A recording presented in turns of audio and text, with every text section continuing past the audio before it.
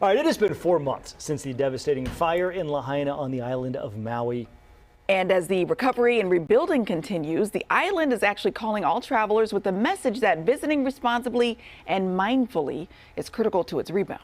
Our travel expert Gabe Saglie is live on Maui with an update. Hi, Gabe. It's beautiful. Aloha, guys. Aloha. I wish you were here. I've got 3 loungers for you right here. We're ready. So we are ready. I want to keep them. You keep talking. I'm heading to the airport right now.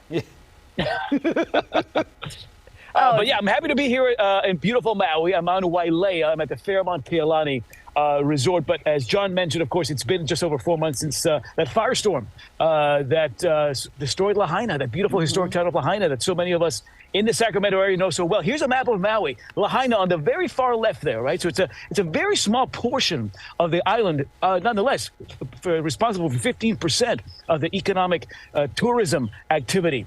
So we're talking losses of millions a day because Lahaina has been out of commission, and really this has affected the entirety of the island of Maui. Now, I've been visiting the area over the last couple of days. The downtown core sector of Lahaina, guys, remains closed, and I think they will remain closed for a long time. But what was nice to see is that several local businesses are reopening. I visited the Maui Gift and Craft Fair yesterday there in Lahaina. A lot of the artisans and artists who would have had storefronts in Lahaina are actually setting up these on the street fairs, hoping that locals and tourists will come spend some dollars with them. I met a gentleman, Andre, who does these beautiful pieces of art here, and he and I got to talking. He lost his shop there. He lost his home as well, but again, is dependent on tourism dollars. And a lot of folks who are watching probably have been to Leota's. Very popular pie shop and bakery. They use a lot of local ingredients. I had a delicious sandwich with Maui onions and Maui tomatoes. That apple crumb pie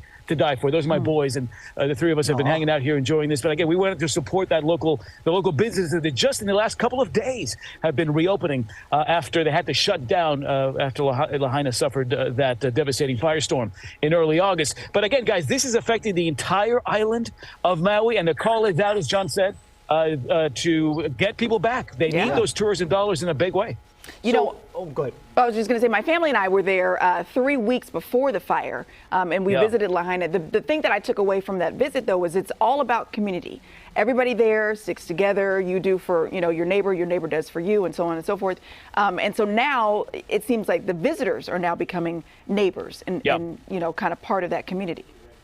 But you know what the visitors don't always have that the locals do have is this genuine appreciation for the island and for the people here. So the message is, you come over to Maui, but do it respectfully, do it mindfully, do it carefully.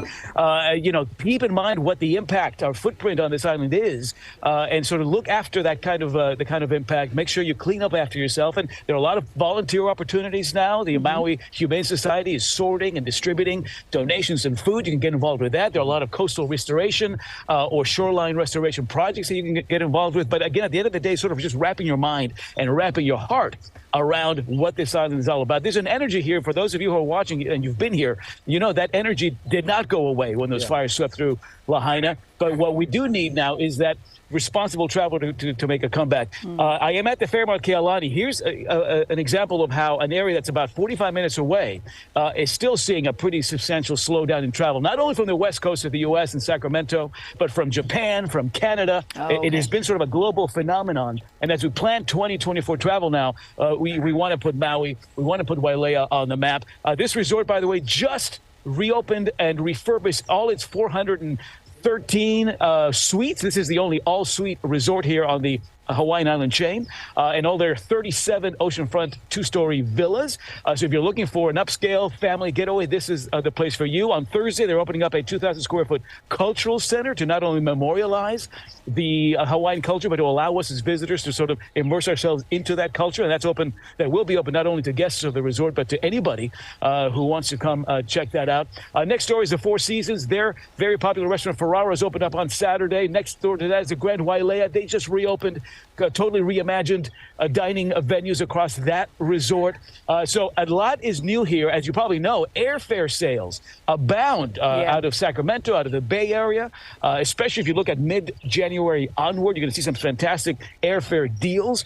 So again, the incentives are going to be there. And again, when we come, we do it mindfully and we do it responsibly. And you know what the payback is, guys? as those of us who have visited for many years know, relaxing, recharging, and connecting to one of the most beautiful and special places on the planet, and connecting with people who really are one of a kind. So that's the message now, and I encourage you to sort of really put Maui. It's one of my top destinations for 2024, and I invite you to join me out here as soon as you Be can. on the way. Is Gabe Saglie. The website is GabeTheTravelGuide.com. We're going to link that to our website, GoodDaySacramento.com. Thank you, Gabe. and Thanks, enjoy- Gabe.